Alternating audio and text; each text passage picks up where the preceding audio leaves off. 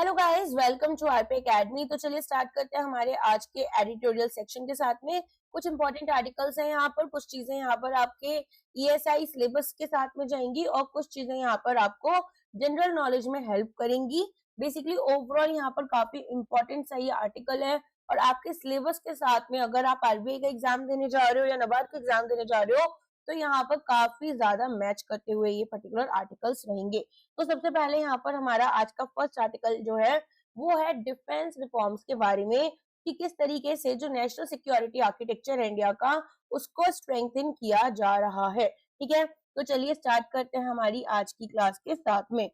सबसे पहले यहाँ पर बात कर रहे हैं ये लोग कि जो इंडिया का डिफेंस सेक्टर है उसमें बहुत सारे मेजर रिफॉर्म्स आ रहे हैं, जिसमें से एक कुछ पार्ट हमें यहाँ पर हमारे यूनियन बजट में भी देखने के लिए मिला। हम ये देखते हैं कि भाई किस तरीके से यहाँ पर जो नेशनल सिक्योरिटी, इकोनॉमिक्स और गवर्नेंस पर्सपेक्टिव है वो हमारे पास में इस डिफेंस बजट में देखा गया। तो इंडिया का जो डिफेंस बजट था ये हाईएस्ट एवर रहा। ठीक है, जो डिफेंस बजट होते हैं ये तब राइज करते हैं जब जियोपॉलिटिकल टेंशंस बढ़ती हैं या मिलिट्री को हमें मॉडर्नाइज करना होता है या नई टेक्नोलॉजीज जैसे कि एआई, ड्रोन, साइबर वॉरफेयर, ये सब हमारे लिए क्रिटिकल हो जाए। और इंडिया के पास तो ऑलरेडी मल्टीपल सिक्योरिटी चैलेंजेस हैं। For example, border tensions with China, then military rivalry we are already having with Pakistan. It is always said that India is on a continuous war because हमारे पास हर every day we have to have some kind of military rivalry with Pakistan, and then maritime competition in Indian Ocean region. Hence, जो defence spending है वो अब केवल weapons के बारे में नहीं है, it's about being strategically ready. तो यूएस जो है वो अपना यहाँ पर $800 बिलियन से ज्यादा का स्पेंड करता है डिफेंस पर, बिकॉज ये चाहता है कि भाई ग्लोबल मिलिट्री सुपीरियोरिटी को मेंटेन करे। अब इंडिया उस लेवल को तो खैर मैच नहीं कर सकता अभी, लेकिन क्रेडिबल डेटरेंस यहाँ पर क्रिएट कर रखे वो तो कर सकता है। इंडिया का डिफेंस बजट हाईएस्ट एवर रहा, इंटेंसिफाई किया ग्लोबल जियोपॉलिटिकल टेंशंस को यहाँ पर। अब यहाँ पर रीजनल सिक्योरिटी चैलेंजेस है and the aftermath of operation Sindoor. The increased allocation is not merely about spending more money, rather यहाँ पर structural reforms लेकर आएंगे जो कि मिनिस्ट्री ऑफ डिफेंस आपकी अंडरटेक करेगी। अब जो ऑब्जेक्टिव है इन रिफॉर्म्स के वो क्या है? वो है कि हमें इम्प्रूव करनी है procurement efficiency, innovation capacity, private sector participation और ट्रांसपेरेंसी डिफेंस स्पेंडिंग में। ठीक है, तो यहाँ पर ये जो रिफॉर्म्स हैं ये फोर्स मल्टीप्लायर की तरह काम करते हैं इंडिया के सिक्योरिटी कैपेबिलिटीज में। अभी बोलते हैं रिफॉर्म करना होगा हमें डिफेंस प्रोक्योरमेंट को। तो one of the key reform areas जो कि सिंप्लीफाई कर रहे हैं डिफेंस प्रोक्योरमेंट सिस्टम, इसकी बात कर लेते हैं। तो डिफेंस प्रोक्योरमेंट मैनुअल, अब यहाँ पर सबसे पहले ना ऑपरेशन सिंदूर के बारे में बात की गई। तो ये कहते हैं कि भाई हमारे पास रिसेंट मिलिट्री प्रिपेयर्डनेस थी, ऑपरेशनल रेडीनेस थी, तो जो मिलिट्री ऑपरेशंस थे उनमें लेकिन फिर भी कुछ वीकनेस देखी गई, जैसे इक्विपमेंट्स हमारे पास कम थे, लॉजिस्टिक्स की कमी थी और प्रोक्योरमेंट सिस्टम हमारा वीक था। तो हिस्टोरिकली बहुत सारी कंट्रीज यहाँ पर रिफॉर्म करती हैं अपने डिफेंस सिस्टम को इस तरह के ऑपरेशनल एक्सपीरियंस के बाद में। जैसे इंडिया में ही 1999 के कारगिल वॉर के बाद में एक रिव्यू कमेटी बैठी थी और इंटेलिजेंस कोऑर्डिनेशन भी हमने स्ट्रेंथन की थी। अब डिफेंस प्रोक्योरमेंट रिफॉर्म्स में जो one of the biggest problem बोली जाती है इंडिया के डिफेंस सिस्टम में वो क्या है? वो है यहाँ पर स्लो प्रोक्योरमेंट। वेपन प्रोक्योरमेंट यहाँ पर 10 से 15 साल ले जाते हैं। क्यों? क्योंकि ब्यूरोक्रेटिक प्रोसीजर्स हैं, मल्टीपल यहाँ पर अप्रूवल्स हमें चाहिए और करप्शन के कंसर्न्स तो आपको पता है प्रोक्योरमेंट में बहुत आते हैं और वो यहाँ पर रियल भी है, दैट्स नॉट कि रियल नहीं है। ठीक है, इंडिया ने एक यहाँ पर पूरा इंट्रोड्यूस किया सिस्टम डिफेंस एक्विजिशन प्रोसीजर, जिसमें इंडिया कैसे अपने फाइटर एयरक्राफ्ट खरीदती है, सबमरीन्स को, मिसाइल्स को, डिफेंस इक्विपमेंट को, इनको गवर्न करते हैं। जो प्रोक्योरमेंट हुआ था रफाइल फाइटर जेट्स का फ्रांस से, वहां पे बहुत ज्यादा साल लग गए क्योंकि प्रोसीजरल कॉम्प्लेक्सिटीज बहुत ज्यादा थी प्रोक्योरमेंट में। इनको हमें यहाँ पर सिंप्लीफाई कर इंश्योर करना था फास्टर मिलिट्री रेडीनेस को। तो रिवाइज किया defence procurement manual revenue procurement के लिए, जिसमें की purchase such as equipment maintenance, spare parts, operation supplies देखी गई। अब यहाँ पर स्ट्रीमलाइन करना था प्रोसीजर्स को, ब्यूरोक्रेटिक डिलेस को हमें कम करना था और ट्रांसपेरेंसी को इंप्रूव करना था। डिफेंस एक्विजिशन प्रोसेस यहाँ पर गवर्न करता है capital acquisition such as weapons and platforms. अब यहाँ पर इनको भी आपका रिवाइज किया जा रहा है।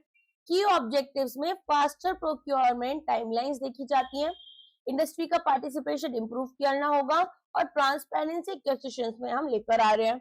सो जो ड्राइव यहाँ पर ड्राफ्ट आया है, रिवाइज ड्राफ्ट, वो यहाँ पर पब्लिकली रिलीज किया गया था स्टेक होल्डर कंसल्टेशन के लिए, ताकि एक मोर इंक्लूसिव पॉलिसी अप्रोच बने।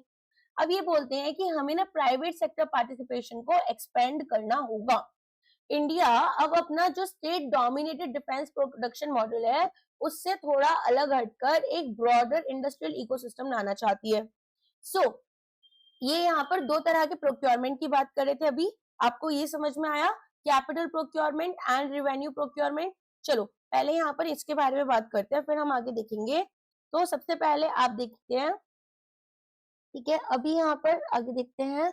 तो हमारे पास में कैपिटल रेवेन्यू प्रोक्योरमेंट में और यहाँ पर दोनों में रेवेन्यू एंड कैपिटल प्रोक्योरमेंट में होता क्या है, रेवेन्यू में रूटीन एक्सपेंस जैसे कि ammunition, spare parts, maintenance, uniform, और कैपिटल में लॉन्ग टर्म इन्वेस्टमेंट जैसे टैंक्स हो गए, एयरक्राफ्ट कैरियर्स हो गए, फाइटर जेट्स हो गए, मिसाइल सिस्टम्स हो गई। सो कैपिटल प्रोक्योरमेंट ना थोड़ा ज्यादा कॉम्प्लेक्स होता है और यहाँ पर स्ट्रेटेजिक प्लानिंग की जरूरत होती है।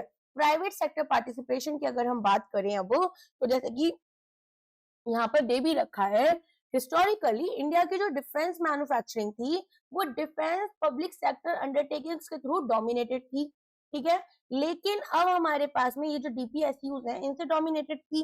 अब हमारे पास में यहाँ पर अलग अलग ऑर्गेनाइजेशंस लेकिन आने लग गई हैं, ठीक है। तो जैसे कि आपको पता है इंडिया में कौन कौन से डीपीएसयूज थे, Hindustan aeronautics limited, Bharat electronics limited, Bharat dynamics limited, BEL, BDL, HAL, right. तो यहाँ पर हमारे पास एक्सेसिव रिलायंस हो गया था गवर्नमेंट कंपनीज के ऊपर, जो कि प्रॉब्लम क्रिएट कर रहा था।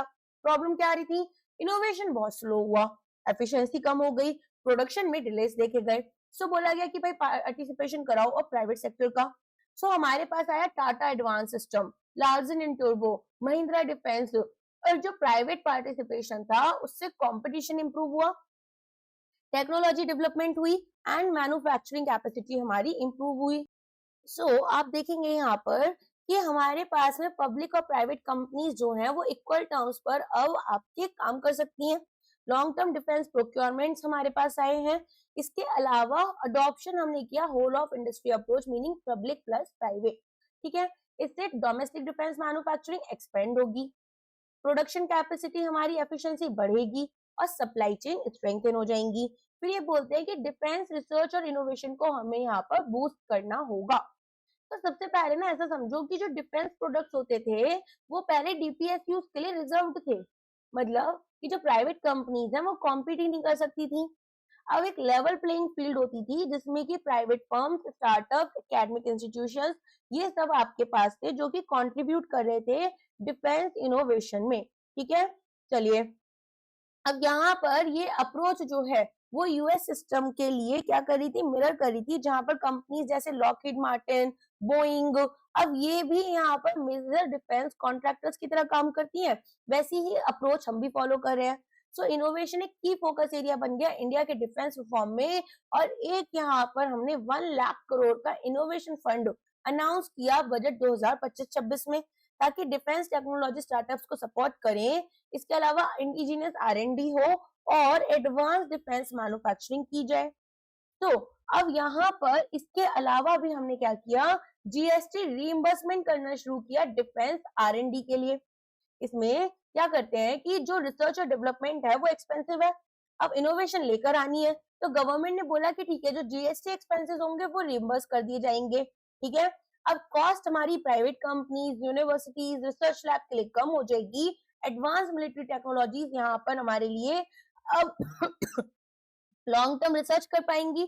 अब यहाँ पर एग्जाम्पल अगर हम देखें, सो हाइपरसोनिक मिसाइल्स जो है, artificial warfare and cyber defence systems, ये सब क्या करेंगे, ये सब यहाँ पर काम करेंगे।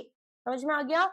तो हमारे पास में अब जो बर्डन था वो कम हो गया, private sector participation defence innovation में भी वर्क कर पाएगा।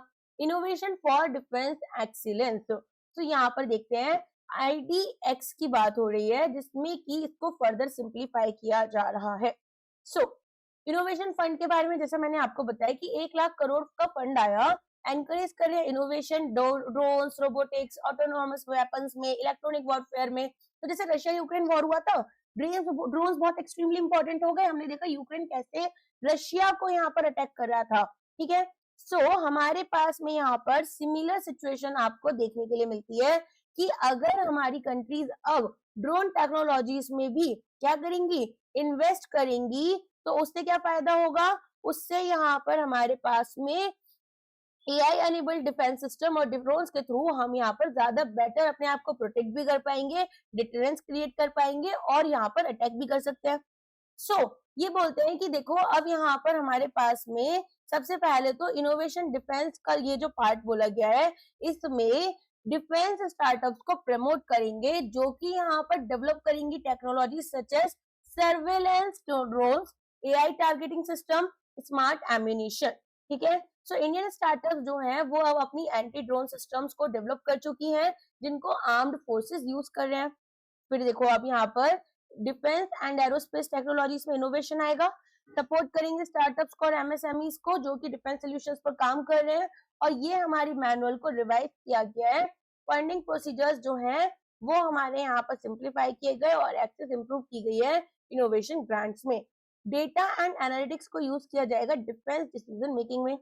तो मार्केट इंटेलिजेंस रिपोर्ट्स की बात हो रही है। अब मार्केट इंटेलिजेंस रिपोर्ट क्या है, देखो हमारी जो डिफेंस मिनिस्ट्री है वो यहाँ पर एक एमआईआर तैयार कर रही है जो कि ये रिपोर्ट्स एनालाइज करेंगी कि डिफेंस में कितना खर्चा हुआ, defence spending, then industrial impact and along with that economic benefits.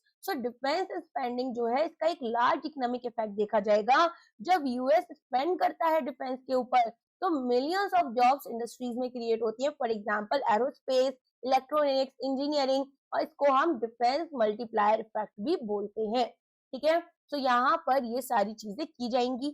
Traditional defence finance से अब हम डिफेंस इकोनॉमिक्स की तरफ आएंगे जहां पर ये एनालाइज किया जाएगा, असेस किया जाएगा कि कैसे डिफेंस स्पेंडिंग जो है वो नेशनल इकोनॉमिक ग्रोथ में कंट्रीब्यूशन देती है।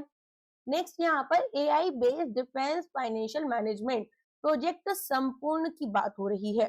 प्रोजेक्ट संपूर्ण यहाँ पर ये एक एआई ड्रिवन फाइनेंशियल सिस्टम है जिसका फुल फॉर्म है system automation for procurement, payment and uniform Raksha accounting.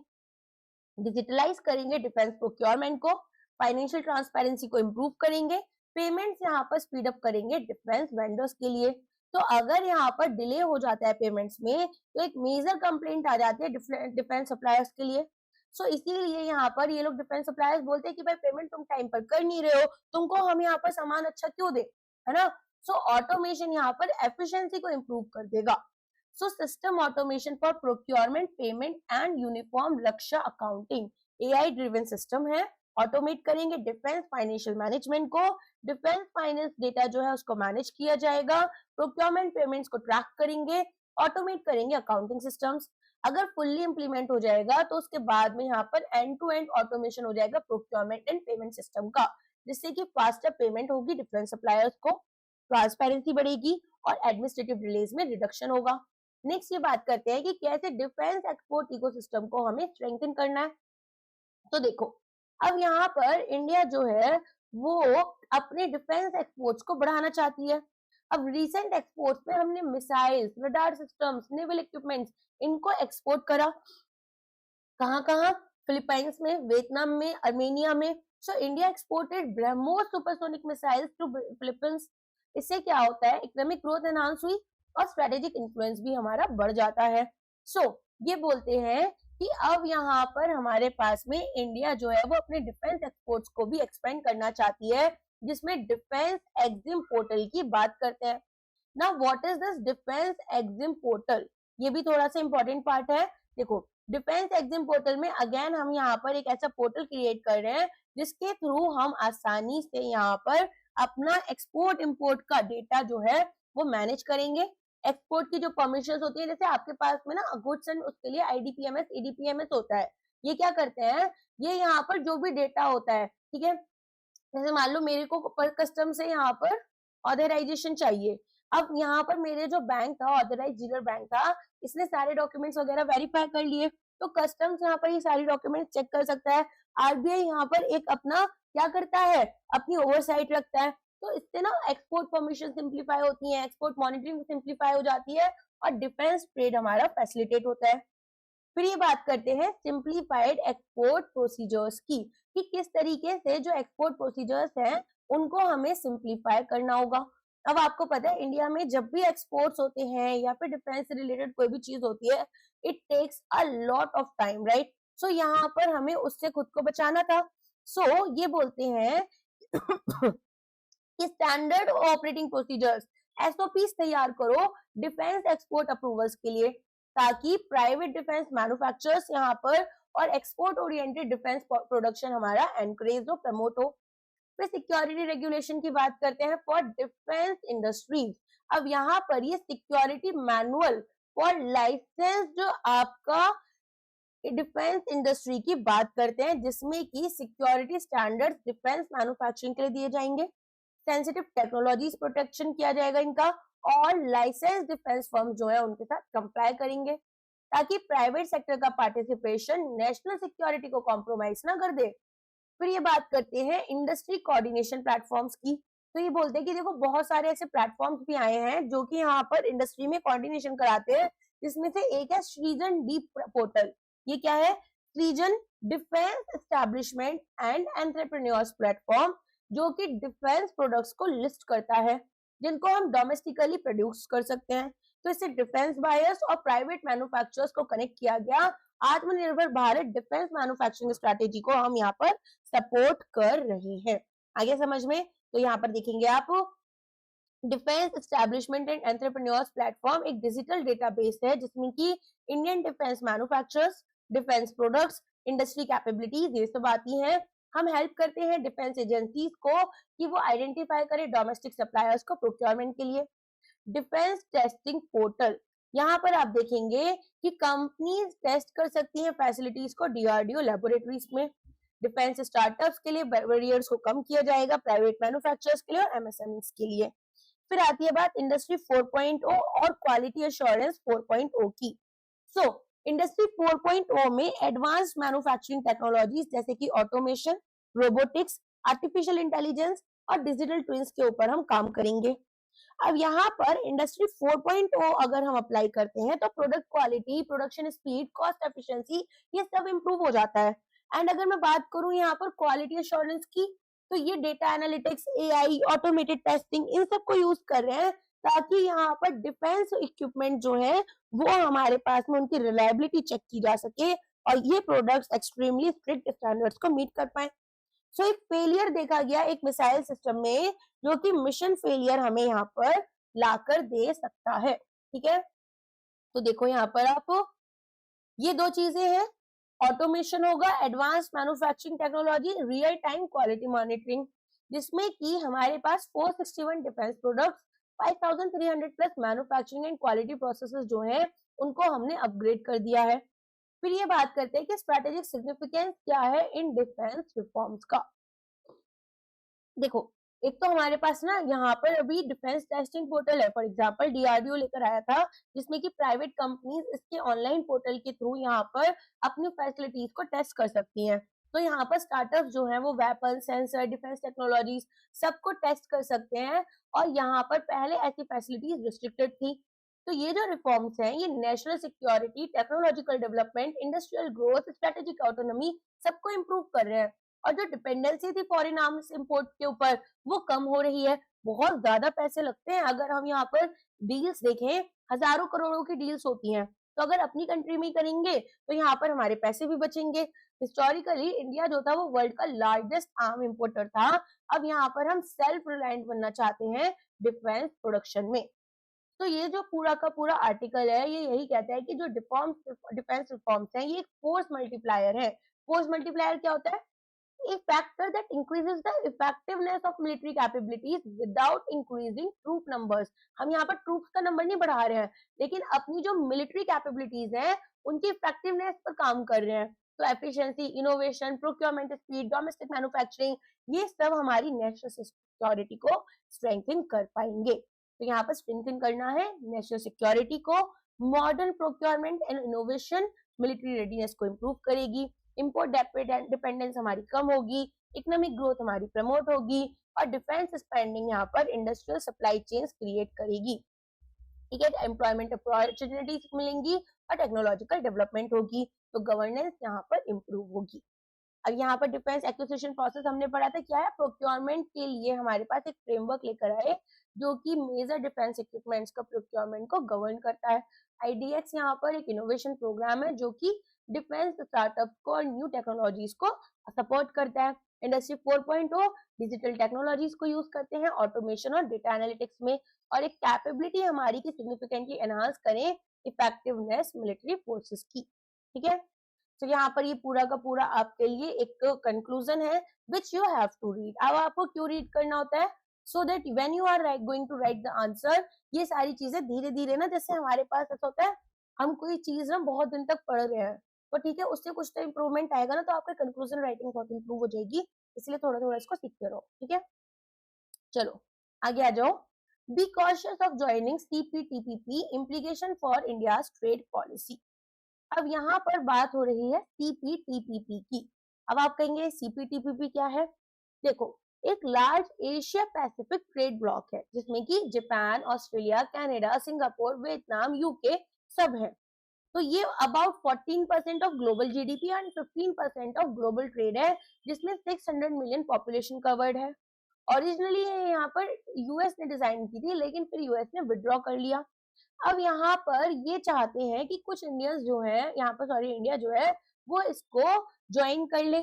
सो ये बोलते हैं ये पूरे आर्टिकल में कि देखो मल्टीलैटरल ट्रेड सिस्टम जो है वो यहाँ पर WTO के थ्रू जो पूरा लेड किया जा रहा था, अब ये सिस्टम वीक हो गया है और for decades global trade rules जो थे वो नेगोशिएट किए जा रहे थे।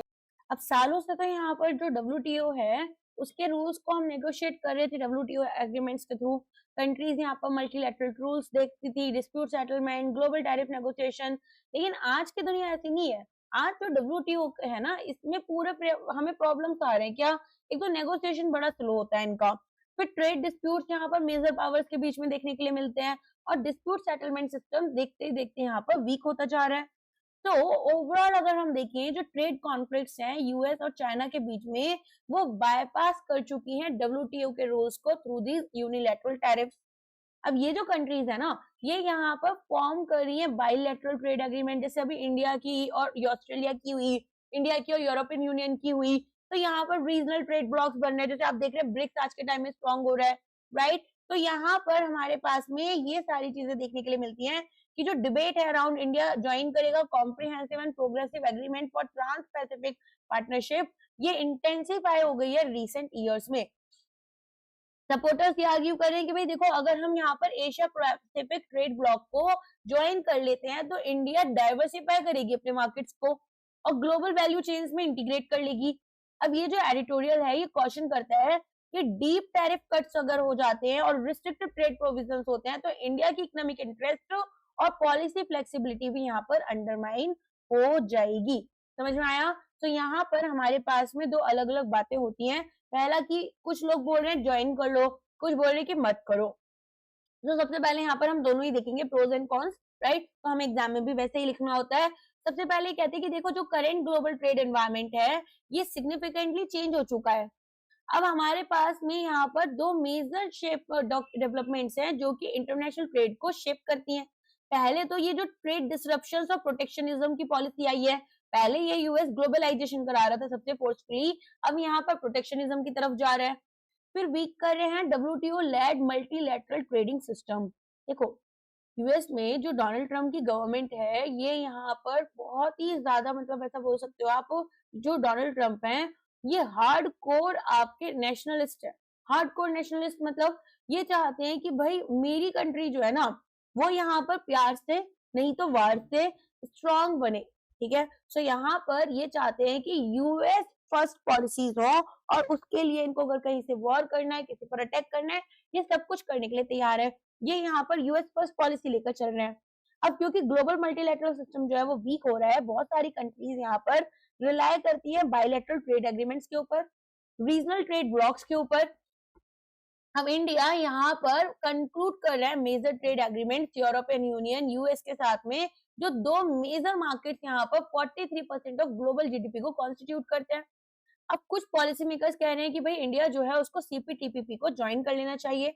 मैंने बताया कॉम्प्रिहेंसिव एंड प्रोग्रेसिव एग्रीमेंट है ये ट्रांस पैसिफिक पार्टनरशिप के लिए, एक मेजर यू एशिया पैसिफिक ट्रेड एग्रीमेंट जहां पर Australia, Brunei, Canada, Chile, Japan, Malaysia, Mexico, New Zealand, Peru, Singapore, Vietnam, UK, ये सभी कंट्रीज हैं।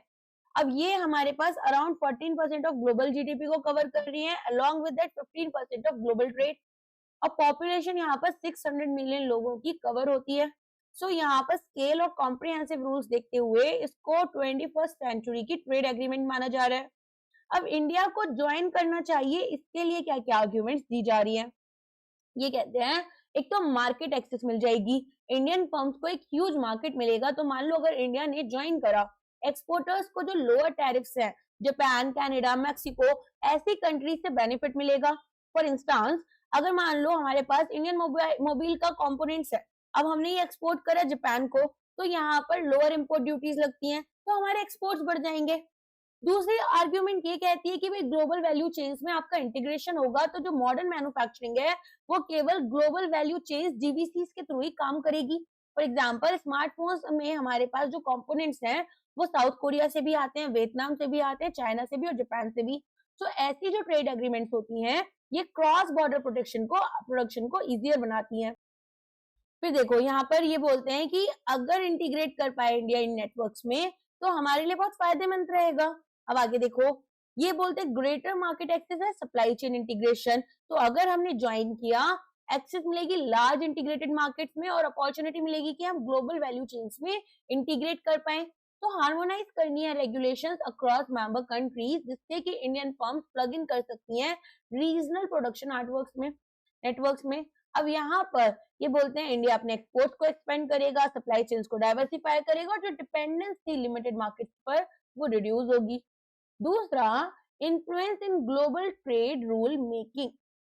अब ये कहते हैं कि CPTPP जो है वो एक new rule based global trade system बनेगा, जहां पर कंट्रीज जो अप्लाई कर रही हैं ज्वाइन करने के लिए उसमें चाइना, साउथ कोरिया, इंडोनेशिया भी हैं। तो अगर बहुत सारे कंट्रीज ज्वाइन कर लेते हैं और मेजर पावर्स कर रहे हैं तो ये इन्फ्लुएंस कर सकता है फ्यूचर ग्लोबल ट्रेड रूल्स को। और यहाँ पर इसीलिए जो सपोर्टर्स हैं कहते हैं कि इंडिया को भी अर्लीस्ट ज्वाइन कर लेना चाहिए। ये कहते हैं कि भाई एक मेजर ऑल्टरनेटिव बनेगा ये WTO सिस्टम का। अब बहुत सारी कंट्रीज हैं जिन्होंने ऑलरेडी अप्लाई करा है मेंबरशिप के लिए, Indonesia, South Korea, China, Taiwan, Uruguay and then Ecuador. ये कहते हैं कि जो मिडिल पावर्स है such as India, European Union, Brazil, Canada, ये यहाँ पर शेप कर सकते हैं ग्लोबल ट्रेड रूल्स को। तो ये यूएस पॉलिसी से डोमिनेटेड नहीं होगा, एक पोटेंशियल प्लेटफॉर्म बनेगा जहां पर रूल बेस्ड ट्रेड गवर्नेंस हो पाएगा। तो यहाँ पर इंडिया की ट्रेड रिलेशनशिप जो ये CPTPP के ये मेंबर कंट्रीज है उनके साथ में देखें अगर हम, तो यहाँ पर ये कहते हैं कि देखो इंडिया ऑलरेडी यहाँ पर एक्सटेंसिवली इनके साथ ट्रेड करता है। 2024 का अगर ट्रेड डेटा लिया जाए तो हमने यहाँ पर $70.16 बिलियन एक्सपोर्ट करे हैं और इंपोर्ट हुआ है $100.12 बिलियन का। तो जो ट्रेड डेफिसिट है वो $30 बिलियन की है और इंडिया का जो ट्रेड डेफिसिट है वो 12 कंट्रीज में से 9 कंट्रीज के साथ चलता है। यहाँ पर अगर हम इस ब्लॉक को भी ज्वाइन कर लेंगे तो हमारा ट्रेड डेफिसिट और ज्यादा बढ़ जाएगा, हमारे इंपोर्ट ज्यादा होंगे और एक्सपोर्ट्स कम होते हैं। अब इंडिया ने ऑलरेडी फ्री ट्रेड एग्रीमेंट बहुत सारे कंट्रीज मेंबर्स के साथ में यहाँ पर ज्वाइन कर रखा है, जैसे कि आपके पास में Singapore, Japan, Australia, Malaysia, Vietnam, UK, Chile, Brunei, इन सभी के साथ में इंडिया ऑलरेडी क्या कर रही है, यहाँ पर अपनी एग्रीमेंट्स कर रखे हुए हैं, फ्री ट्रेड एग्रीमेंट्स। ये बोलते हैं कि देखो ये जो 8 कंट्रीज हैं ये 70% ऑफ CPTPP का GDP लेकर आती हैं। अगर हम ज्वाइन करेंगे इनको तो लिमिटेड एडिशनल बेनिफिट्स हैं क्योंकि इंडिया के पास तो ऑलरेडी इनके मार्केट एक्सेस है। अब एक रिस्क की बात होती है डीप टैरिफ लिबरलाइजेशन। देखो ये कहते हैं कि जो CPTPP है इसमें डीप टैरिफ रिडक्शंस चाहिए। अब इंडिया अगर टैरिफ्स रिड्यूस कर देता है एग्रीकल्चर प्रोडक्ट्स पर, मैन्युफैक्चर्ड गुड्स पर, सर्विसेज पर, तो चीपर इंपोर्ट्स यहाँ पर इंडियन मार्केट्स को फ्लड कर देंगे। तो मान लो अगर टैरिफ्स हैं डेयरी प्रोडक्ट्स के ऊपर, ठीक है, ये कम हो गए तो न्यूजीलैंड से जो मिल्क है ना वो ज्यादा आएगा, meaning not only milk, on other dairy products as well. So यहाँ पर ये ड्रामेटिकली बढ़ जाएंगे, क्योंकि न्यूजीलैंड जो है वो वर्ल्ड का लार्जेस्ट डेयरी एक्सपोर्टर्स में से एक है।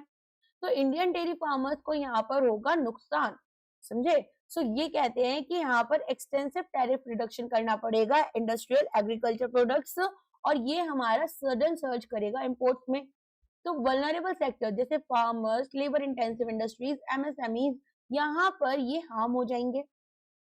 फिर बात आती है ग्लोबल वैल्यू चेन आर्ग्यूमेंट, यहाँ पर कितनी अनसर्टेन है। सो हमारे पास में बहुत सारी इंडस्ट्रीज जो है इंडिया में वो अभी डेवलपिंग है। जैसे कि मार्केट्स यहाँ पर अगर हम बहुत क्विकली ओपन कर देंगे तो स्मॉल इंडस्ट्रीज को शट डाउन करना पड़ेगा, वर्कर्स को जॉब लूज करनी पड़ेगी। एक एग्जांपल देती हूँ वियतनाम का, मैंने आपको पहले भी बहुत बार बताया है। देखो हमारा इंडिया टेक्सटाइल में अगर सबसे ज्यादा किसी कंट्री से एक यहाँ पर कंपटीशन फेस करता है तो वो है वियतनाम एंड बांग्लादेश। अगर टेक्सटाइल इंपोर्ट वियतनाम से यहाँ पर आउट कॉम्पीट कर गया इंडियन एमएसएमईज को, तो वो जो कंसर्न्स थे कि हमने आरसीईपी को ज्वाइन नहीं किया था, एशियान का जो आरसीईपी था वो हमने ज्वाइन नहीं किया था, क्यों नहीं किया था, इसी कंसर्न्स की वजह से। तो इवेंचुअली हम यहाँ पर अगर सीपीटीपीपी को ज्वाइन कर लेंगे तो सेम इश्यूज हमारे सामने आएंगे ना। तो ये उसी के बारे में बात करते हैं। तो ये पूरा का पूरा जो आर्टिकल है ना, ये यही कहता है कि अगर हम सीपीटीपीपी को ज्वाइन कर लेते हैं तो इंडिया की इकोनॉमी तो स्टिल यहाँ पर हैवीली रिलाई करती है agriculture, MSME, labour intensive industries पर। तो ये इंपोर्ट लिबरलाइजेशन हमारे इन सेक्टर्स को बहुत बुरी तरीके से यहाँ पर अफेक्ट कर सकते हैं, ठीक है। चलो अब यहाँ पर आप देखेंगे कि इंपोर्ट लिबरलाइजेशन हेल्प करेंगे फर्म्स को कि वो इंटीग्रेट करें ग्लोबल वैल्यू चेन्स में। चीपर इंपोर्ट्स का यहाँ पर एक्सेस दिया जाएगा जो कि कॉम्पिटिटिवनेस को इम्प्रूव कर सकता है। और जो रिलेशनशिप है इंपोर्ट लिबरलाइजेशन की एंड जीवीसी इंटीग्रेशन की, वो यहाँ पर स्ट्रेट फॉरवर्ड नहीं है। इंपोर्ट लिबरलाइजेशन किया तो चीपर इनपुट्स यहाँ पर एक्सेस तो मिलेगी और प्रोडक्टिविटी बढ़ेगी, लेकिन डोमेस्टिक वैल्यू एडिशन रिड्यूस होगी और हमारे पास में लोकल मैन्युफैक्चरिंग लिंकेजेस वीक हो जाएंगे। तो स्ट्रॉन्ग डोमेस्टिक इंडस्ट्रियल बेस जो हम चाहते थे डेवलप करना, वो यहाँ पर अंडरमाइन हो रहा है। तो ये कहते हैं कि इंडिया की जो पॉलिसी फ्लेक्सिबिलिटी है ना, वो भी आपकी कम हो जाएगी। तो बेसिकली यहाँ पर ये कहते हैं कि जो बिगेस्ट कंसर्न है वो है loss of policy space. Trade agreement government policy options को लिमिट कर देती हैं। सीपीटीपीपी पर यहाँ पर स्ट्रिक्ट रूल्स लगाएंगे एक्सपोर्ट टैक्सेस के ऊपर। फिर government procurement, digital trade, state owned enterprises, तो हमारे पास में यहाँ पर अलग अलग तरह के रिस्ट्रिक्शंस देखने के लिए मिलेंगे। जैसे कि मान लो अगर सीपीटीपीपी डिस्क्रेज करता है एक्सपोर्ट टैक्सेस एंड रिस्ट्रिक्शंस को, तो इंडिया तो यहाँ पर एक्सपोर्ट कंट्रोल्स के लिए यूज करता है इनको। फॉर एग्जाम्पल मान लो इंडिया यहाँ पर रिस्ट्रिक्ट कर रहा है एक्सपोर्ट राइस का, व्हीट का, अनियंस का, कब जब शॉर्टेज है तो डोमेस्टिक कंज्यूमर्स को प्रोटेक्ट किया जा रहा है। अब अंडर सीपीटीपीपी ऐसी फ्लेक्सिबिलिटी हमारे ऊपर रिड्यूस हो जाएगी, ठीक है।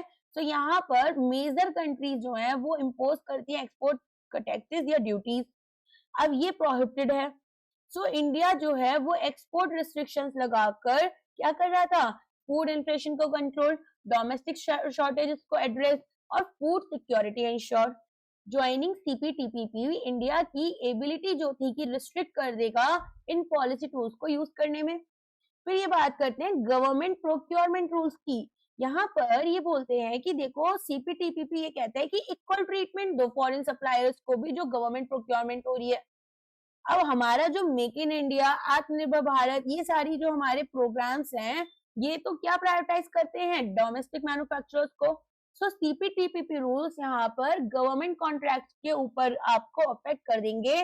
और जो हमारे पास में यहाँ पर नीड थी कि हम यहाँ पर जो फॉरेन कंपनीज हैं उनके लिए भी गवर्नमेंट प्रोक्योरमेंट कराएं, जो कि अगेन यहाँ पर इन सारे प्रोग्राम्स को अंडरमाइन करेंगे।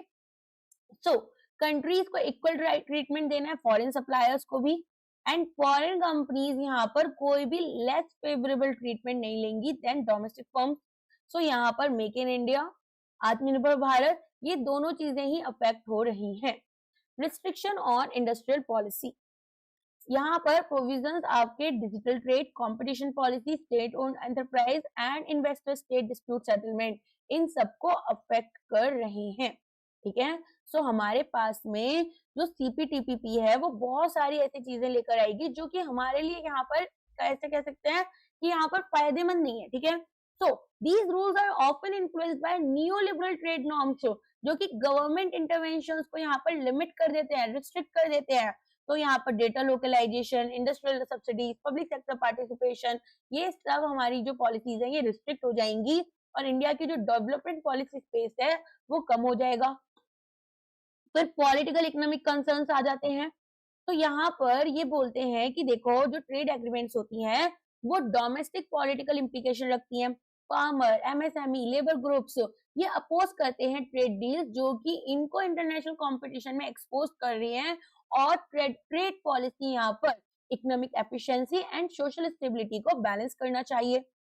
तो CPTPP अलाउ कर रहा है फॉरेन इन्वेस्टर्स को कि वो यहाँ पर सू करे गवर्नमेंट्स को under investor state dispute settlement, ठीक है। Investor state dispute settlement mechanism ये प्रोवाइड कर रहे हैं। तो अगर मान लो किसी गवर्नमेंट ने अपने रेगुलेशंस चेंज करे जिससे प्रॉफिट्स अफेक्ट हो रहे हैं तो कंपनीज इंटरनेशनल आर्बिट्रेशन में केसेस फाइल कर सकती हैं और इंडिया ऐसे डिस्प्यूट तो बहुत ज्यादा फेस करता हुआ आया है, ठीक है।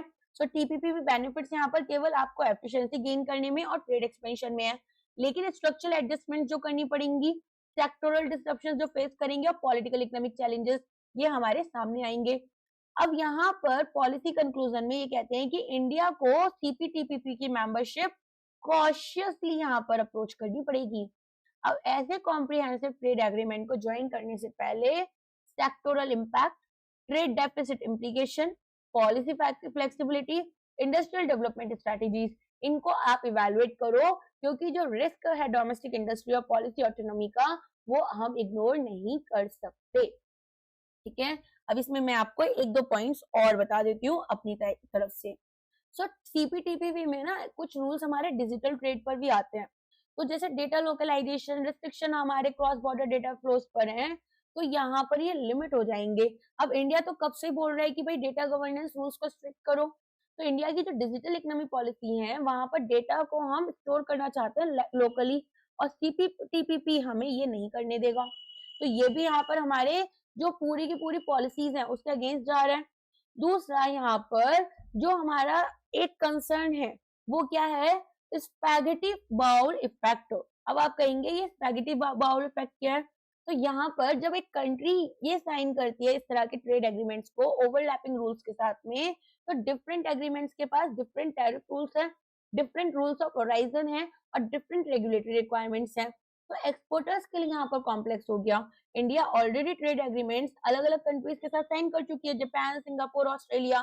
तो यहाँ पर एग्जिस्टिंग एग्रीमेंट्स जो हैं वो हमारी कॉम्प्लिकेट हो जाएंगी। सो यहाँ पर हमारे पास में हम आपको कुछ की कॉन्सेप्ट दे रखे हैं जिसको आप देख सकते हैं एक बारी, ठीक है। ऑलरेडी ये सब मैंने आपको बता दिया है। अच्छा, इनसाइट क्या लोगे इसमें से, देखो। तो what I feel is India must carefully evaluate the economic cost, sectoral impacts and policy constraints before joining such a deep trade agreement. Trade liberalization, it will be supporting long-term industrial development, but it will not undermine it. But the main message is that India must never join CPTPP according to this particular editorial. मैं अगर मुझसे पूछा जाए तो मुझे लगता है rather than going this way, अब हम स्ट्रक्चरल ट्रांसफॉर्मेशंस लेकर आते हैं, अपने सेक्टर्स को स्ट्रॉन्ग बनाते हैं। Why to make every time India restrict on such things कि ज्वाइन मत करो, वो ज्वाइन मत करो। रेदर जैसे चाइना है, ठीक है, या जापान है, ये अब आपकी वो कंट्रीज हैं जिनसे आप GDP के नंबर्स में तो अच्छा खासा यहाँ पर क्या कर पा रहे हो, कॉम्पीट कर रहे हो। तो अब इंटरनली ना हमने एक आर्टिकल भी पढ़ा था, याद होगा आपको, macro economics versus micro economics के बारे में। तो मुझे लगता है ना कि अगर हम मैक्रो पर तो अच्छे से फोकस कर चुके हैं, GDP नंबर्स ये सब बढ़ चुका है, ठीक है, इकोनॉमिक ग्रोथ अच्छी है। अब इकोनॉमिक डेवलपमेंट की तरफ आ जाओ और इकोनॉमिक डेवलपमेंट में भी ना माइट भी आपको शॉर्ट टर्म में कुछ यहाँ पर अपने लिए स्ट्रॉन्ग या फिर रिस्ट्रिक्टिव रूल्स लेने पड़ेंगे, लेकिन ये जो इलेक्शन वोट एजेंडा होता है इससे थोड़ा ऊपर बढ़ो और रियल इम्पैक्ट्स लेकर आओ, रियल यहाँ पर चीजें करो। एक चीज और मेरे दिमाग में जो है, ठीक है, हमारे पास में यहाँ पर गवर्नमेंट प्रोक्योरमेंट में जो हमारी डोमेस्टिक कंपनीज हैं उनके लिए दिक्कत आएगी, लेकिन फिर हमें फॉरेन गवर्नमेंट्स को जो प्रोक्योरमेंट्स कर सकते हैं उसके लिए तो एक्सेस मिल रही है ना। तो why are not we working on the quality of products? India के जो डेयरी प्रोडक्ट्स है या एग्रीकल्चर इनपुट्स हैं, आप देखते हैं कितनी हाई सब्सिडी लेवल्स वो रहती हैं, फर्टिलाइजर लेवल्स, हर चीज इंडिया की ना, अगर जो हम कंज्यूम कर रहे हैं इंडिया में वो बाहर नहीं कंज्यूम हो रही, बाहर तो साफ मना कर देते हैं। तो आप एफएसएसएआई को स्ट्रॉन्ग करो ना, उनको बोलो कि वो यहाँ पर इस तरह के प्रोडक्ट्स को इंडियन मार्केट में ही नहीं आने दे। हमारी हेल्थ क्या इंपॉर्टेंट नहीं है इंडियंस की? ऑफ कोर्स इंपॉर्टेंट है। तो इन चीजों पर काम करो, रेदर देन कि बिल्कुल ही बोल दो कि नहीं हमें नहीं ज्वाइन करना। अगर ये डब्ल्यूटीओ जितना स्ट्रांग हो गया और हमने ज्वाइन नहीं करा, हम पीछे ना रह जाएं, हमें एक्सपोर्ट्स भी तो करने हैं अपने, तो हम अपने एक्सपोर्ट्स को बढ़ाने के लिए स्ट्रक्चरल ट्रांसफॉर्मेशन लेकर आए। This is something that I have in my mind. Okay, ये आर्टिकल में नहीं लिखा है, आर्टिकल में जो लिखा था वो हमने पढ़ लिया। हवाजो Indian fertilisers Hormuz choke risk to India's agriculture supply chain. अब यहाँ पर इंडिया जो है उसके लिए फर्टिलाइजर्स का इंपॉर्टेंस आपको पता है क्या है, कि भाई लार्जेस्ट एग्रीकल्चर इकोनॉमीज है हम वर्ल्ड में, और फर्टिलाइजर्स हमारी क्रॉप प्रोडक्टिविटी को मेंटेन करने के लिए बहुत ज्यादा जरूरी है। अब इंडिया में कौन कौन से फर्टिलाइजर्स यूज हो रहे हैं? यूरिया होता है, नाइट्रोजन फर्टिलाइजर, डैप यहाँ पर DAP diammonium phosphate, and then muriate of potash, MOP बोलते हैं उसको। तो ये जो फर्टिलाइजर्स है ये rice, wheat, sugar cane, cotton सब में लगते हैं। अगर ये फर्टिलाइजर्स नहीं होंगे तो हमारी क्रॉप यील्ड जो है वो बहुत ज्यादा गिर जाएंगी। सो ग्रीन रेवोल्यूशन जो आया था 1960s और 70s में, इससे इंडिया की फूड प्रोडक्शन कैपेसिटी इन्हीं फर्टिलाइजर्स की वजह से बढ़ी, क्योंकि irrigation, high yielding variety seeds और फर्टिलाइजर्स, तीन चीजें हमने दी थी। तो इंडिया बहुत ज्यादा डिपेंडेंट है फर्टिलाइजर इंपोर्ट्स के ऊपर। अब यहाँ पर हमारे पास में कुछ ही प्रोड्यूस होते हैं, जैसे आपको पता होगा एक नैनो फर्टिलाइजर कर ना इफको लेकर आया था।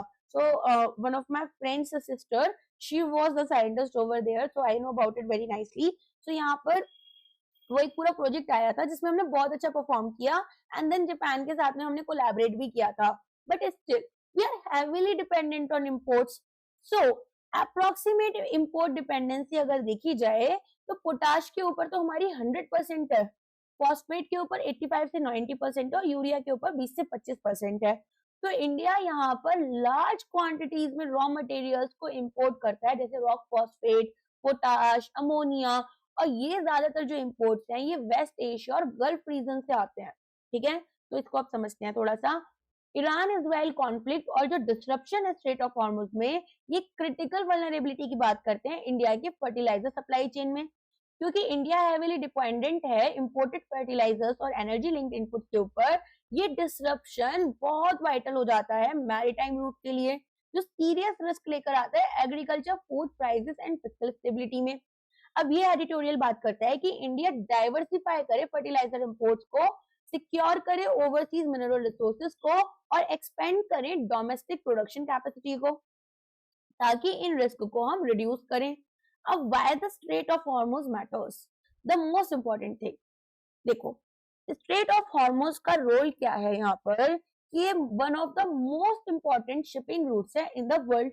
इवन अभी कल जो यहाँ पर एक आईएएस ऑफिसर ने पूरा बताया एलपीजी के बारे में, इंडिया की इंपोर्ट्स की कितनी अभी यहाँ पर सिचुएशन है, कितनी हमारे पास स्टोरेज है, उन्होंने भी यही बोला कि जो एलपीजी हम यहाँ पर इंपोर्ट करते हैं इंडिया में 90% स्ट्रेट ऑफ हॉर्मुज से आती है। अब अराउंड 20% ग्लोबल ऑयल ट्रेड जो होते हैं वो भी इसी के थ्रू पास कर रहे हैं। Major Gulf exporters energy ship करते हैं, केमिकल्स करते हैं इस रूट के थ्रू। अब कंट्रीज जो यहाँ पर एक्सपोर्ट्स पास करते हैं हॉर्मुज के through, Saudi Arabia, Qatar, UAE, Kuwait, मैंने लास्ट टाइम भी बताया था। सो हमारे पास में जो ये कंट्रीज हैं Saudi Arabia, Qatar, UAE, Kuwait, ये फर्टिलाइजर इनपुट्स को भी एक्सपोर्ट करते हैं, जैसे कि अमोनिया एंड नेचुरल गैस। तो अब यहाँ पर आप देखेंगे कि large share of global oil है 20%, मैंने आपको लास्ट क्लास में भी बताया था, और एनर्जी शिपमेंट्स क्रूशियल है फर्टिलाइजर फीड स्टॉक ट्रेड के लिए। तो अगर ज्यादा कॉन्फ्लिक्ट होती है तो shipping routes, energy supplies, fertiliser production and trade सब अफेक्ट हो रहा है। Even if ships are not completely blocked, although कल यहाँ से ईरान से आ गया था कि वो हमारे तो पास नहीं होने दे रहे हैं टैंकर्स को, डिसरप्शन यहाँ पर डी रूटिंग हो जाएगी वेसल्स की, शॉर्टेज है सिर्फ शिप्स की, high war risk insurance premiums लगेंगे, और शट डाउन होगा गैस टर्मिनल्स का। तो ट्रांसपोर्टेशन कॉस्ट भी बढ़ गया और फर्टिलाइजर शिपमेंट में भी डिलेज आ गए। तो अब आप देखेंगे कि जो फर्टिलाइजर प्रोडक्शन है वो किस तरह से एनर्जी से लिंक्ड है, ये तो आपके दिमाग में आ रहा होगा। देखो फर्टिलाइजर का जो प्रोडक्शन होता है वो नेचुरल गैस के ऊपर डिपेंडेंट है। नेचुरल गैस एक इनपुट की तरह काम करती है ताकि हम अमोनिया प्रोड्यूस करें। अब यहाँ पर नाइट्रोजन फर्टिलाइजर्स यूरिया अगर हमें बनाना है तो हमें उसमें नेचुरल गैस की जरूरत पड़ेगी। एक एग्जांपल से समझाती हूँ। अगर नेचुरल गैस चाहिए, ठीक है, क्यों चाहिए? हाइड्रोजन एक्सट्रैक्शन के लिए। फिर हाइड्रोजन और नाइट्रोजन मिलकर अमोनिया बनाते हैं NH4। अमोनिया यहाँ पर फर्टिलाइजर्स में यूज होता है। तो ये जो गल्फ कंट्रीज है इनके पास अबेंडेंट में नेचुरल गैस होती है, इसीलिए ये मेजर फर्टिलाइजर एक्सपोर्टर भी बने। अब आप देखेंगे कि इंडिया हैवीली डिपेंडेंट है फर्टिलाइजर इंपोर्ट पर। $7.2 बिलियन यहाँ पर हम फर्टिलाइजर्स इंपोर्ट करते हैं। 2.9% ग्लोबल फर्टिलाइजर हमारे पास इंपोर्ट्स होते हैं। 7th लार्जेस्ट फर्टिलाइजर इंपोर्टर है हम वर्ल्ड में। This data is important, you can mention it in your answer writing अगर कुछ भी आपके पास में डिस्क्रिप्टिव क्वेश्चंस आते हैं। सो ये बहुत ही इंपॉर्टेंट सा है।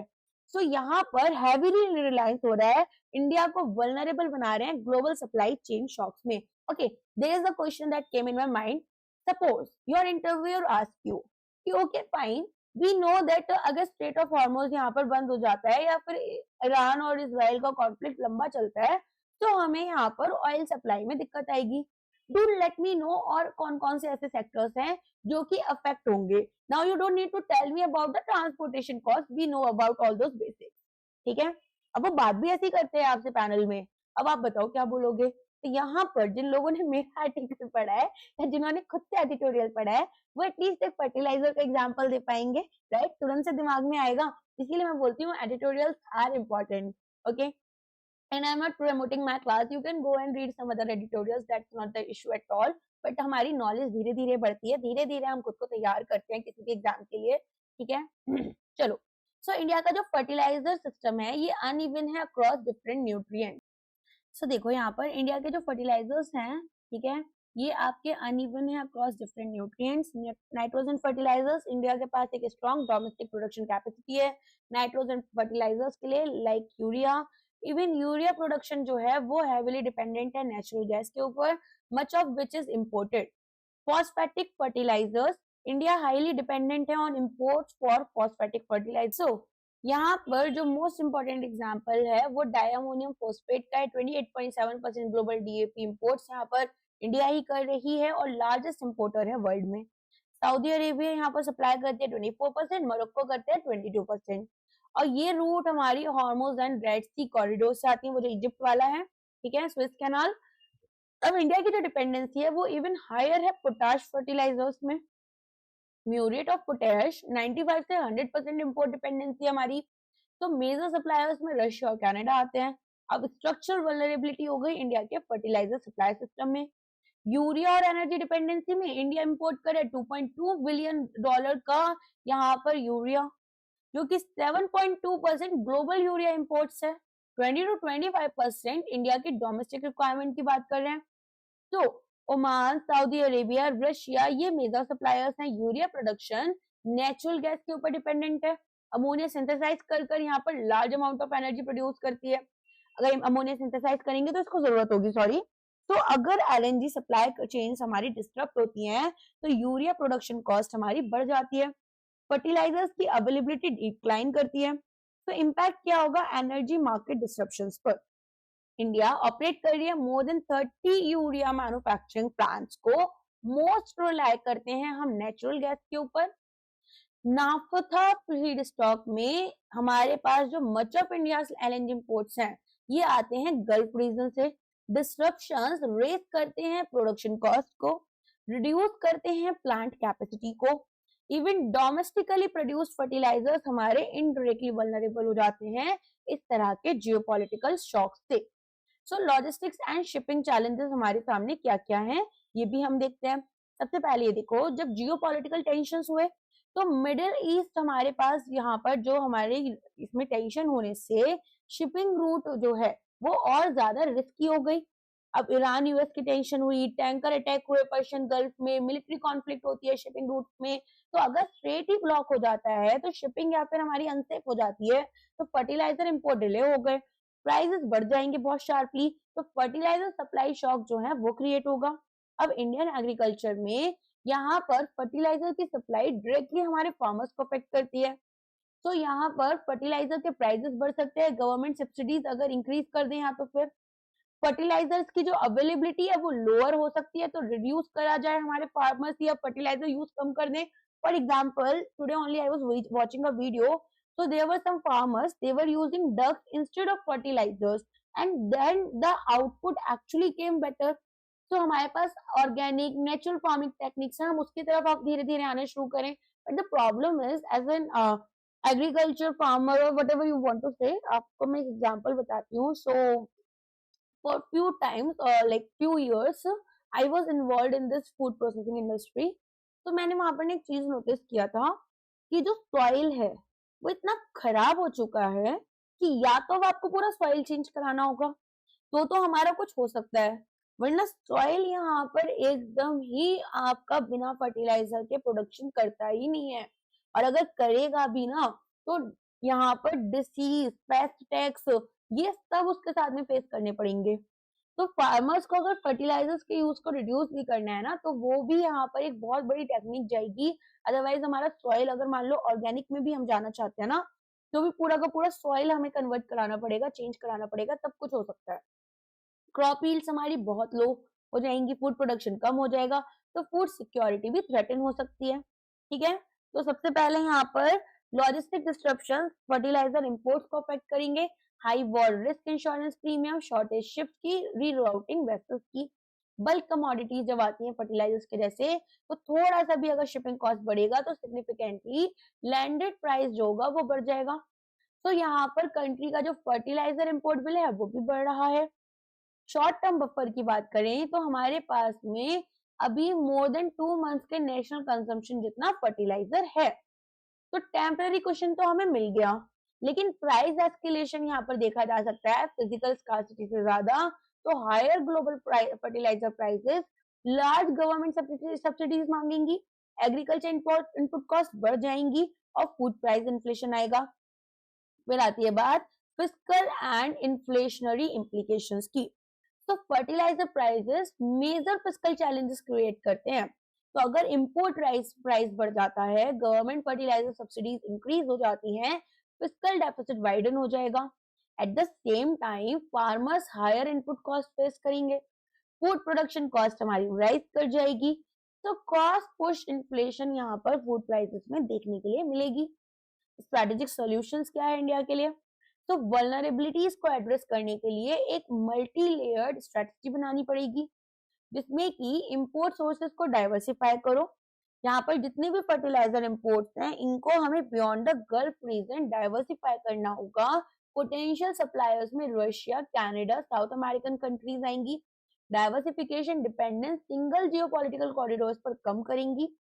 ओवरसीज मिनरल रिसोर्सेज को हमें सिक्योर करना होगा, तो इन्वेस्ट करेंगे हम, ओवरसीज रिजर्व्स बनाए अपने। इंपॉर्टेंट रिसोर्सेज में फॉस्फेट रॉक या फिर पोटाश रिजर्व्स, ताकि स्ट्रेटेजिक इन्वेस्टमेंट कर joint ventures resource rich countries के साथ बनाए और ऐसी partnership long term supply stability को हमें ला कर दें। सो इंडिया अभी बहुत ज्यादा हैवीली सब्सिडाइज करता है फर्टिलाइजर्स को। Government large portion fertiliser cost का यहाँ पर पे करती हैं ताकि प्राइसेस अफोर्डेबल रहे फार्मर्स के लिए। तो ओवर 1.5 लाख करोड़ एनुअली यहाँ पर फर्टिलाइजर सब्सिडीज मिल गया है। तो ग्लोबल फर्टिलाइजर प्राइसेस अगर बढ़ जाते हैं तो सब्सिडी का बिल बढ़ेगा। अब यूक्रेन रशिया का जब वॉर हुआ था, ग्लोबल फर्टिलाइजर प्राइसेस सर्ज किए, इंडिया को फर्टिलाइजर सब्सिडीज तभी भी बढ़ानी पड़ी थी। तो हॉर्मोज यहाँ पर एक स्ट्रेटेजिक वल्नरेबिलिटी लेकर आया, क्योंकि यहाँ पर इंडिया जो है वो crude oil, LPG, LNG, fertiliser सब इंपोर्ट कर रहे हैं। तो ये जो इंपोर्ट्स है ये स्टेट ऑफ हॉर्मोज से हो रहे हैं। एक सिंगल पॉइंट वल्नरेबिलिटी आई और यहाँ पर हमारे पास स्ट्रेटेजिक चोक पॉइंट्स देखे गए। इसके अलावा यहाँ पर स्विस कैनाल और मलाका स्ट्रेट से भी देखे जा रहे हैं। तो ये जो रूट्स हैं ये डिसरप्ट कर रही है और ग्लोबल ट्रेड सफर कर रहा है। तो ये बोलते हैं कि इंपोर्ट डाइवर्सिफिकेशन करो, सोर्स करो फर्टिलाइजर इंपोर्ट्स को दूसरे रीजन से, जैसे रशिया, मोरक्को, कनाडा। तो यहाँ पर मोरक्को जो है इनके पास फॉस्फेट रिजर्व्स बहुत ज्यादा है, तो इंडिया यहाँ पर इंपोर्ट करेगी रॉक फॉस्फोर्स, ऑलरेडी कर भी रही है मोरक्को से। तो ओवरसीज मिनरल इन्वेस्टमेंट में IFFCO, Indian farmers fertiliser cooperative limited, invest करती है फर्टिलाइजर प्लांट्स में अब्रॉड। तो यहाँ पर सिमिलरली इंडिया क्या कर सकती है, जॉइंट वेंचर्स एक्सप्लोर कर सकती है जो कंट्रीज पोटाश और फोस्फेट में रिच हैं। तो इससे क्या होगा, यहाँ पर हम अपने एनर्जी रिसोर्सेज को अब्रॉड सिक्योर कर पाएंगे।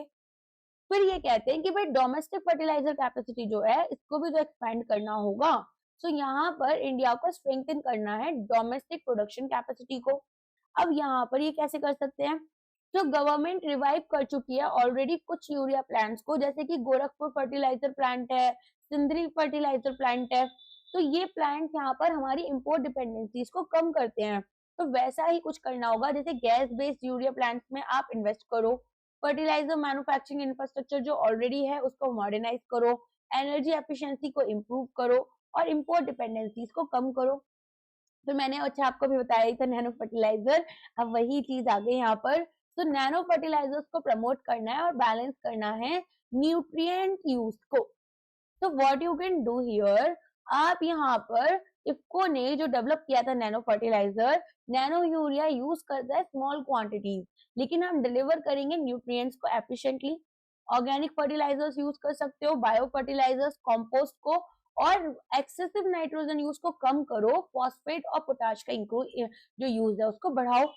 तो यहाँ पर हमारे पास में ये यही सारी चीजें बोलते हैं कि इन्होंने जो डिपेंडेंसी थी ट्रेडिशनल फर्टिलाइजर्स पर वो कम की। अब यहाँ पर बैलेंस न्यूट्रिएंट यूसेज जो है वो इम्प्रूव करेगा सॉइल प्रोडक्टिविटी को। ये जो नैनो फर्टिलाइजर है ना, I don't know how many of you have read about this news, because आप लोग अभी एस्पिरेंट्स भी बन सकते हो, उससे पहले नहीं पढ़ते हो न्यूज़पेपर, माइट भी आपने पढ़ा हो। This was something like a revolution happens ना, ये इस तरह से कंसिडर किया गया था। बट ऑफ कोर्स यहाँ पर आया कोई प्रोडक्ट हमने इंडिया में ही लॉन्च किया, इंडिया में ही क्रिएट किया, बट उसको उतना अच्छे से यूज नहीं कर पाए। पल्सेस कल्टीवेशन बढ़ाना है, मूंग उड़द, तो यहाँ पर सॉइल को एनरिच करना है नाइट्रोजन फिक्सेशन के थ्रू। रिलायंस केमिकल फर्टिलाइजर्स पर कम करना है, तो इंडिया का जो पल्स इंपोर्ट बिल है वो भी कम हो जाएगा इससे। स्ट्रेटेजिक फर्टिलाइजर रिजर्व हमें बिल्ड करने हैं ताकि डोमेस्टिक मार्केट को सप्लाई डिस्ट्रप्शन से बचाएं। प्राइसेस यहाँ पर स्टेबलाइज हो जाते हैं और टाइमली सप्लाई हो जाती है कि एग्रीकल्चर सीजन में अगर हमारे पास हायर इन्वेंट्रीज है। मैरीटाइम लॉजिस्टिक रेजिलियंस को इम्प्रूव करो, डाइवर्सिफाई करो शिपिंग रूट्स को, कोऑर्डिनेशन करो फर्टिलाइजर इंपोर्टर्स और शिपिंग कंपनीज के बीच में। डेवलपमेंट करना है डोमेस्टिक पी&आई का protection and indemnity insurance capabilities. So insure करना है uninterrupted cargo movement during geopolitical crisis. So Hormuz crisis जो है वो स्ट्रक्चरल फ्रेजिलिटी की बात करता है इंडिया के फर्टिलाइजर सप्लाई चेन में, जहां पर जो करंट स्टॉक है वो टेम्पररी रिलीफ देते हैं और लॉन्ग टर्म रेजिलियंस की हमें जरूरत होती है। सो डाइवर्सिफाई करेंगे इंपोर्ट्स को, ओवरसीज करेंगे रिसोर्स पार्टनरशिप, एक्सपेंड करेंगे domestic production, strong logistic infrastructure यहाँ पर हमें मिल सकता है। ठीक है, समझ में आ गया। चलो अब यहाँ पर ये सभी मेजर्स इंडिया की एग्रीकल्चर प्रोडक्टिविटी को, फूड सिक्योरिटी को इम्प्रूव करेंगे। तो ये एडिटोरियल यहाँ पर ब्रॉडर पॉलिसी इशू के बारे में बात कर रहा था, जिसमें सप्लाई चेन क्रिटिकल रिसोर्सेज की डाइवर्सिफाई करनी चाहिए, चाहे वो ऑयल हो, गैस हो, फर्टिलाइजर हो या सेमीकंडक्टर हो। कंट्रीज अब यहाँ पर डिपेंडेंसी किसी सिंगल रीजन पर कम कर रही है, पहले कंट्री पर कर रही थी, अब रीजन भी हम यहाँ पर कम कर रहे हैं।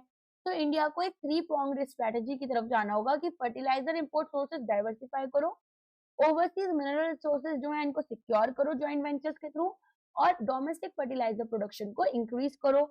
इससे क्या होगा, जो रिस्क क्रिएट होता है जियोपॉलिटिकल चोक पॉइंट्स के थ्रू, जैसे स्ट्रेट ऑफ हॉर्मुज, वो कम हो जाएगा। तो यहाँ पर मैं ऐसा बोल सकती हूँ कि fertiliser security is just not an agriculture issue but also a matter of national security and economic stability. Diversifying supply chains and building domestic capacity will make India's agriculture more resilient to global geopolitical disruptions. Fine, right? चलो अब यहाँ पर आप इसको read कर सकते हैं। अब यहाँ पर China positive, easing FDI norms for China. This is something, मैंने बोला ना एक डिफरेंट तरह की बात की जाएगी। तो ये जो पूरा आर्टिकल है ये यहाँ पर कहता है कि देखो हमारे पास में इंडिया में अभी पूरा आपको जो चाइना की तरफ से एफडीआई आती है, चाइना क्या है, एक एनिमी कंट्री है, ठीक है। अब एनिमी कंट्री है तो हम उसको उतना सीरियस लेते नहीं है, बट ये कहते हैं कि नहीं, हमें इसके लिए भी अपने एफडीआई नॉर्म्स को थोड़ा स्ट्रेंथन करना पड़ेगा। तो यहाँ पर देखिए हमारे पास में अब जो चाइना के पास में आप देखेंगे कि ये ना PN3 एक प्रेस नोट 3 2020 रिस्ट्रिक्शन की बात करते हैं, जिसमें इंडिया ने क्या किया था, यहाँ पर गलवान वैली क्लैशेस हुए थे इंडिया और चाइना के बीच में। तो कंसर्न्स यहाँ पर about opportunistic take over of Indian firms की बात की थी ड्यूरिंग द पेंडेमिक। तो प्रोटेक्ट करना था इंडियन कंपनीज को स्ट्रेटेजिक एक्विजिशन से by foreign entities from neighbouring countries. अब यहाँ पर चाइना, पाकिस्तान, बांग्लादेश, नेपाल, म्यांमार, भूटान, अफगानिस्तान ये सब थे। तो इन्वेस्टमेंट जो इन कंट्रीज से आ रही थी इसमें गवर्नमेंट अप्रूवल चाहिए था और ऑटोमेटिक रूट इन्वेस्टमेंट जो है वो अलाउड नहीं थी। तो यहाँ पर धीरे धीरे जो चाइना का इन्वेस्टमेंट था वो इंडिया में कम हो रहा था। अब ये कहते हैं कि गवर्नमेंट ना पार्शियली रिलैक्स कर रही है इन रिस्ट्रिक्शंस को ताकि कैपिटल अट्रैक्ट करें और टेक्नोलॉजी।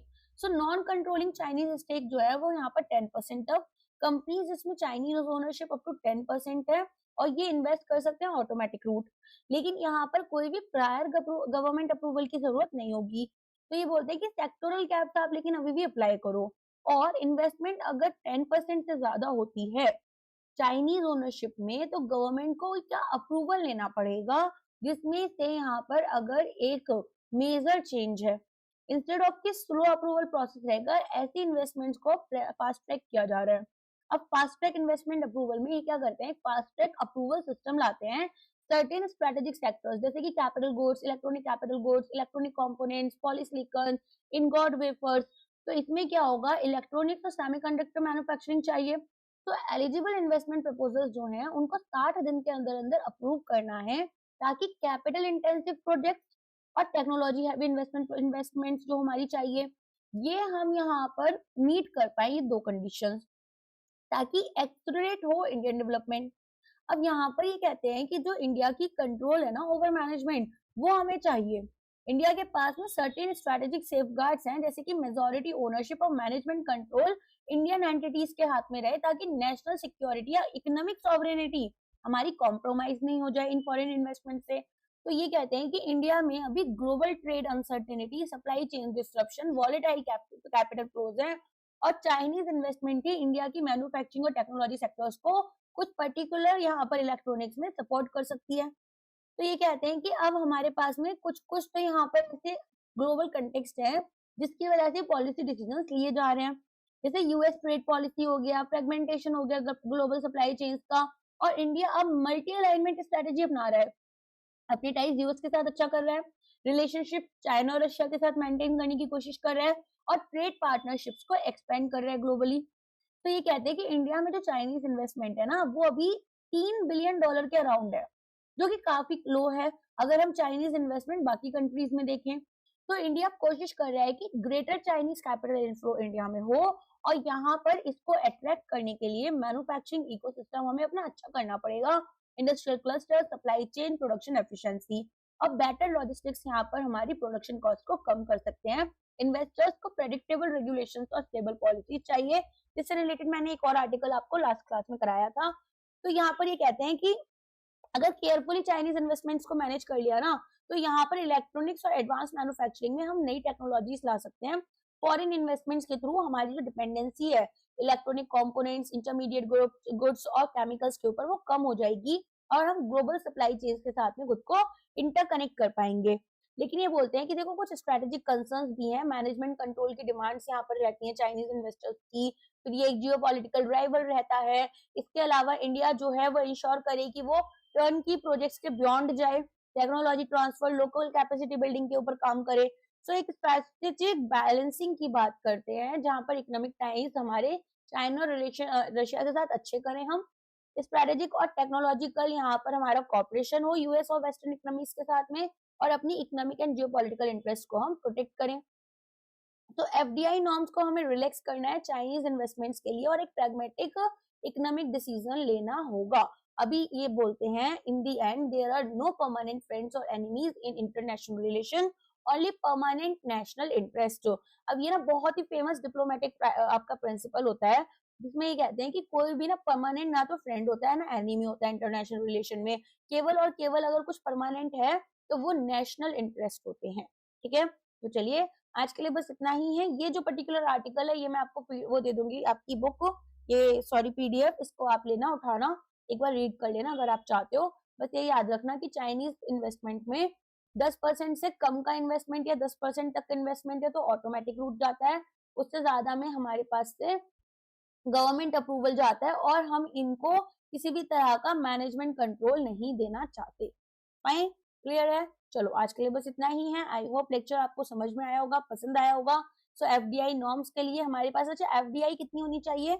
लिस्टेड कंपनी है तो यहाँ पर इन्वेस्टमेंट 10% या उससे ज्यादा की होनी चाहिए ओवरऑल, ठीक है? या फिर अगर हमारे पास में अनलिस्टेड कंपनी है तो कितना भी अमाउंट हो सकता है।